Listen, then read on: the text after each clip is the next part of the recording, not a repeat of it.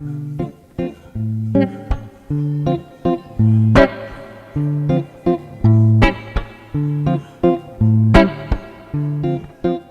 me rappelle un jour où je participais à ce qu'on appellera une technique de groupe, où on analysait ce qui se passait à l'intérieur du groupe, comment les gens se répondaient entre eux, etc. Bon, c'était un petit groupe qui a été assez à la mode à une époque, qu'il est moins maintenant. On étudie la manière dont se comportent les gens les uns avec les autres, et ça nous éclaire, bien entendu, sur la manière dont nous nous comportons avec les autres.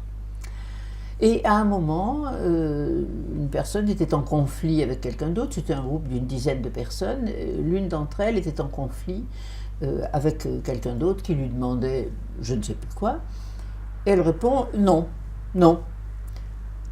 Alors on essaie d'analyser ce qui était en train de lui arriver, et à la proposition nouvelle qui lui parvient, cette personne se rembrunit encore un peu plus et dit non, c'est pas ça. Donc tout le groupe essaie de lui faire une proposition aimable, d'une interprétation qui serait admissible, etc.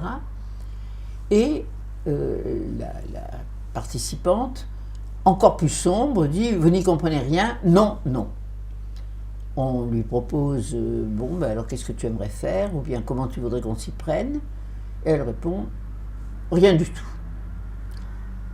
Alors, à ce moment-là, l'animateur du groupe dit, avec beaucoup de noblesse, ne lui posez plus aucune question, ne lui demandez rien, ne faites rien, ne cherchez pas à la rejoindre, elle dira non jusqu'au bout.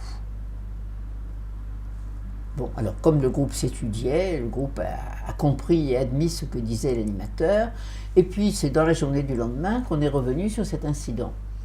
Et la personne qui avait tout refusé avec tant d'ardeur, que ce soit aimable ou désagréable, a dit « Eh bien, je me suis aperçue que hier, j'ai été aussi bête que ce qui m'arrive d'être de temps en temps à la maison, en famille.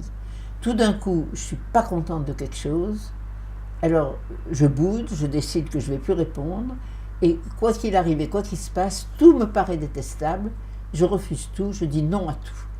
Et on peut essayer de venir me sortir de mon marasme, personne n'y arrivera. Moi, je reste dans ma mauvaise humeur. Et finalement, la plus embêtée, c'est encore moi. Et alors, à ce moment-là, enfin bon, le groupe a plaisanté, nous nous sommes intéressés à son histoire, et elle a finalement occupé une bonne partie de cette demi-journée du lendemain à essayer de montrer, d'expliquer, de comprendre ce qui lui arrivait, et on l'a aidé à le comprendre. Et là, elle ne disait plus du tout non, non, non. Elle avait passé un cap. Mais ça lui avait été très difficile. Et je crois qu'il peut nous arriver aux uns ou aux autres, de manière plus ou moins forte, dans notre vie de tous les jours, d'être pris dans ce moment où, parce qu'on est en colère, quelquefois à bon escient, mais parce qu'on est en colère, à ce moment-là, on se met à tout refuser. Parce qu'on a du chagrin et que personne n'y a rien compris, on refuse tout.